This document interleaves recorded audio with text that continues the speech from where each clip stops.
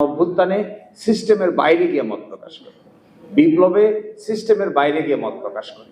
এগুলো মিশরে করেছেন, এগুলো ফ্রান্সে করেছেন, এগুলো আমাদের আশেপাশের দেশগুলোতেও করেছেন।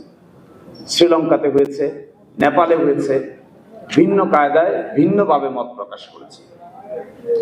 এখন প্রশ্ন, এই গণভোটের লেজিটিমেসি কি? গণভোটের রুটটা কোথায়?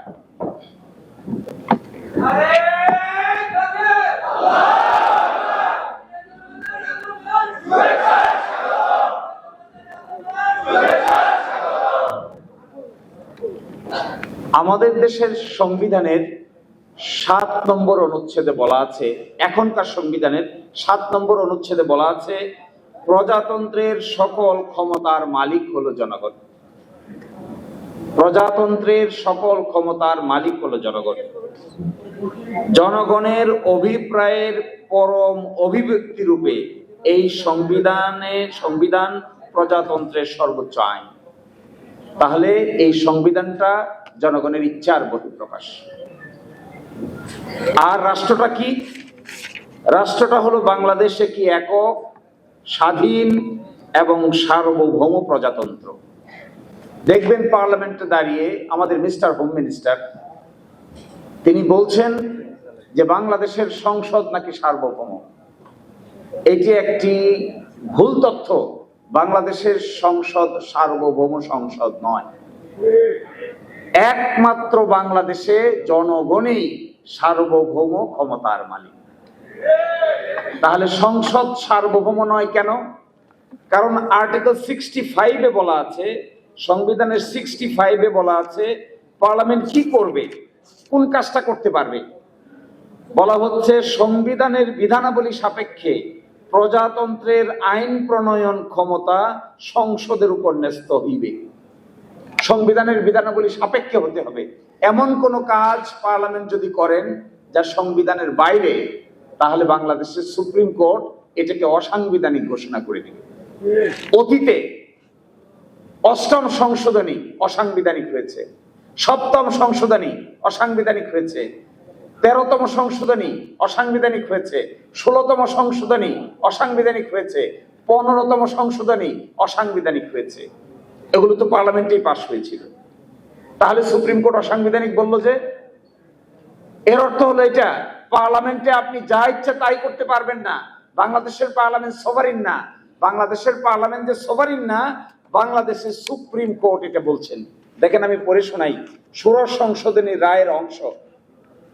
Only the people are sovereign and only the constitution is supreme. All other institutions are merely the institutions or agencies to fulfill the greatest purposes enunciated in the constitution. Supreme court বলে দিচ্ছে শুধুমাত্র জনগণই সার্বভৌম, আর সংবিধানই supreme.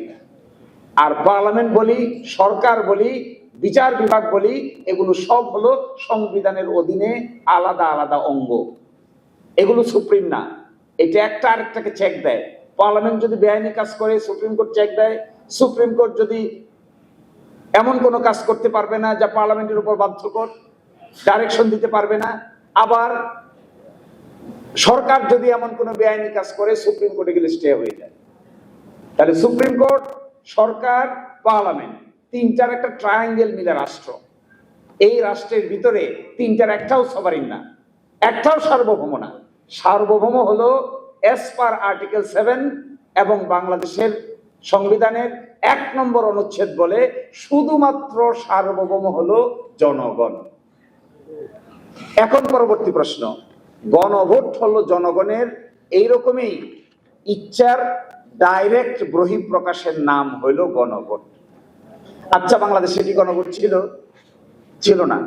72 সালের সংবিধানে কোনো গণভোট ছিল না। গণভোট আসলো কখন? প্রথম গণভোট আনলেন second proclamation order, 5th amendment order of 1978। Bangladesh সংবিধানের গণভোটের বিধান প্রথম শহীদ প্রেসিডেন্ট জিয়াউর রহমান যোগ করেন, এটা 1978 সালে। 15th Amendment, Second Proclamation, 15th Amendment Order 1978 এইটা দিয়ে বললেন বাংলাদেশের সংবিধানের প্রস্তাবনা, অনুচ্ছেদ 8, অনুচ্ছেদ 48, অনুচ্ছেদ 56 এবং অনুচ্ছেদ 142 এগুলো যদি সংশোধন করতে হয় তাহলে 142-এর অধীনে গণভোট ছাড়া সংশোধন করা যাবে না। এটা যোগ করলেন 1978, কিন্তু ইন্টারেস্টিং, বাংলাদেশে প্রথম গণভোট হয়েছে 1977।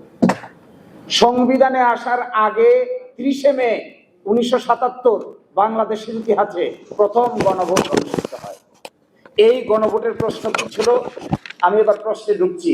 আমাদের বন্ধুরা বলছেন আমাদের এখনকার গণভোটের প্রশ্নটা নাকি স্পষ্ট না, এই জন্য জনগণ না বুঝে ভোট দিয়ে দিয়েছে। এইটার উত্তরটা দেখেন।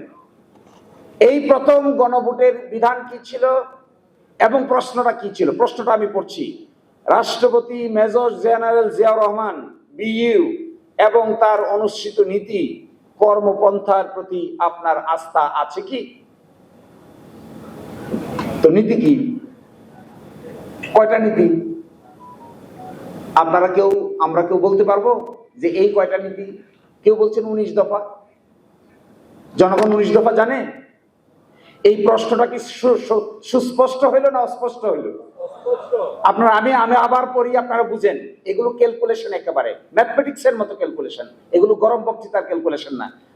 রাষ্ট্রপতি major general Ziaur Rahman BU এবং তাহার অনুসৃত নীতি, দেখেন তো দেখি অনুসৃত নীতি কতগুলা। ও কর্মপন্থার প্রতি আপনার আস্থা আছে কি? কর্মপন্থা কয়টা? অনুসৃত নীতি কয়টা? এই প্রশ্নের কিন্তু উত্তর খুঁজে পাওয়া বড়ই কঠিন। প্রথম গণভোট গেল, দ্বিতীয় গণভোট বাংলাদেশের ইতিহাসে 21শে মার্চ 1985। এরশাদ সাহেব ক্ষমতায় আসলেন, উনি এসে আরেকটা গণভোটের আয়োজন করলেন। এই গণভোটটা কি? এই গণভোটের প্রশ্ন আমি পড়ছি, 1985 সালের গণভোটের প্রশ্ন। দেখেন, আপনি কি রাষ্ট্রপতি এরশাদের নীতি সমর্থন করেন এবং আপনি কি চান যে নির্বাচনের মাধ্যমে বেসামরিক সরকার গঠিত না হওয়া পর্যন্ত তিনি এই প্রশাসন চালিয়ে যান? তাহলে প্রথম প্রশ্নটা কি? রাষ্ট্রপতি এরশাদের নীতি সমর্থন করেন? তো রাষ্ট্রপতির এরশাদের নীতি তো বহু কিছু, সবটাকেই সমাধান করেন কিনা এই প্রশ্নের উত্তর জিজ্ঞাসা করা হচ্ছে। তৃতীয় গণভোট 15 সেপ্টেম্বর 1991 সালে বেগম খালেদা জিয়ার আমলে। প্রেসিডেন্সিয়াল ফর্ম থেকে সংসদীয় ফর্ম, পার্লামেন্টারি ফর্মে আসার সময় আরেকটা গণভোট হয়। সেখানে প্রশ্ন কি? সেখানে প্রশ্ন হলো গণপ্রজাতন্ত্রী বাংলাদেশের সংবিধানের দ্বাদশ সংশোধনী বিল 1991 রাষ্ট্রপতির কি সম্মতি দেওয়া উচিত কি না? দ্বাদশ সংশোধনী বিলে কি আছে? দ্বাদশ সংশোধনী বিলে কি আছে বাংলাদেশের সাধারণ জনগণ জানে? এটা জানা সম্ভব? আমাদের মতো উকিল মুক্তার রাজনৈতিক দলের লোকেরা না জানা সম্ভব? বাকি তেতুলিয়া, টেকনাফে কোথায় কোন গ্রামের মহিলা সে কি জানে দ্বাদশ সংশোধনী বিলে কি আছে বা কি নাই? তাহলে প্রথম গণভোটের প্রশ্নটা ভ্যাগ, দ্বিতীয় গণভোটের প্রশ্নটা আরো ভ্যাগ, তৃতীয় গণভোটের প্রশ্নটা আরো স্পষ্ট, চতুর্থ গণভোট হলো যা আমরা করলাম। এইটার প্রশ্নটা দেখেন। এটার প্রশ্নটা কি? এটার প্রশ্নটা হলো, আপনি কি জুলাই জাতীয় সনদ বাস্তবায়ন আদেশ 25 এবং জুলাই জাতীয় সনদ লিপিবদ্ধ সংবিধান সংস্কার সম্পর্কিত নিম্ন বর্ণিত প্রস্তাব সমূহের প্রতি আপনার সম্মতি জ্ঞাপন করিতেছেন? 1, নির্বাচনকালীন সরকার তত্ত্বাবধায়ক সরকার হবে, আপনি কি এর সাথে একমত? 2, আগামী জাতীয় সংসদ দ্বিকক্ষ বিশিষ্ট হবে, একটা উচ্চকক্ষ হবে, একটা নিম্নকক্ষ হবে। উচ্চকক্ষের সদস্য হবে 100 জন। 100 জনের ভিতরে যে দল যে পরিমাণ ভোট পাবে সেই ভোটের আনুপাতিক হারে উচ্চকক্ষ গঠিত হবে, আপনি কি একমত? 3, জাতীয় সংসদে নারী প্রতিনিধিত্ব, বিরোধী দল হতে ডেপুটি স্পিকার, কয়েকটি সংসদীয় কমিটির সভাপতি নির্বাচন সহ বেশ কয়েকটি বিষয়ে আপনি কি একমত? জুলাই জাতীয় সনদে বর্ণিত অপরাপর সংস্কার রাজনৈতিক দলগুলো তার ইচ্ছা অনুযায়ী করবে। আচ্ছা, এই যে 4টা প্রশ্ন আপনাদেরকে পড়ে শোনালাম, একটা হলো 1977 সাল, একটা হলো 1985 সাল, একটা হলো 1991 সাল, একটা হলো 2026 সাল। এই 4টা প্রশ্নের ভিতরে 26 সালের গণভোটের প্রশ্নটা সবচাইতে সুস্পষ্ট আকারে জিজ্ঞাসা করা হয়েছে। কোথায়? আপনারা যে গণভোটের আয়োজন করেছিলেন সেখানে বলেছেন কি, মেজর জিয়াউর রহমান কর্তৃক গৃহীত সকল নীতি পদ্ধতির সাথে কি আপনি একমত? এটা কোনো সুস্পষ্ট প্রশ্ন হলো? 85 সালে এরশাদ সাহেবের সঙ্গে গৃহীত সকল নীতি পদ্ধতির সঙ্গে একমত, এটা কি সুস্পষ্ট প্রশ্ন হলো? 91 সালে দ্বাদশ সংশোধনীতে গৃহীত সংবিধানের বিলের সাথে আপনি একমত কি না, স্পষ্ট হলো? নাকি তত্ত্বাবধায়ক সরকার আপনি মানেন কি মানেন না, এটা স্পষ্ট হলো না? তাহলে যে বলছেন যে জনগণ না বুঝে ভোট দিয়ে দিয়েছে, আমি খুব অবাক হই এদের আর্গুমেন্ট দেখে। এদের argumentative capacity is very poor. কেন জানেন? এখন আমরা যদি বলি বিএনপির 31 দফা না বুঝে জনগণ ধানের শীষে ভোট দিয়ে দিয়েছে, কি হবে? কথাটার উত্তরটা কি হবে? এই 4টে প্রশ্নের উত্তর ব্যালটে ছিল না? 4টে প্রশ্ন, এই 4টে প্রশ্ন আমরা যদি না বুঝে জনগণ ভোট দিয়ে দিয়েছে আর্গুমেন্ট করেন, তাহলে 31 দফা জনগণ বুঝে ভোট দিচ্ছে আপনাদের? তাহলে বোঝা যাচ্ছে এই গণভোটের সোর্স হইল সংবিধান, গণভোটের সূচনাকারী হলো বিএনপি, গণভোট অমান্যকারীও হইল বিএনপি।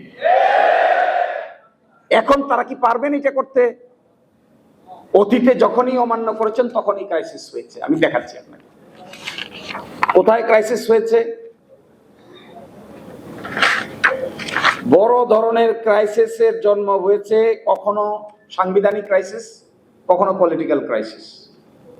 বাংলাদেশে তত্ত্বাবধায়ক সরকারের 1991 সালে বিচারপতি শাহাবুদ্দিনের নেতৃত্বে যে নির্বাচন হয়, তার আগে 3 জোটের রূপরেখা হয়।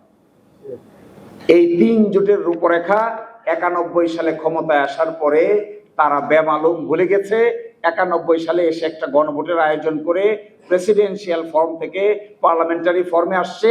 এইটা পরবর্তীতে না মেনে তত্ত্বাবধায়ক সরকার সিস্টেম কন্টিনিউ না করার কারণে যে সংকটের তৈরি হয়েছিল, 1996 সালে একটা সেম ইলেকশন করে এই সংকট থেকে বের হয়ে গিয়ে 96 সালেই মাত্র 15 দিন সংসদে থেকে গভীর রাতে তত্ত্বাবধায়ক সরকারের বিল সংসদে পাশ করে ওই সংকট থেকে বাংলাদেশের মানুষ মুক্তি পেতে হয়েছে।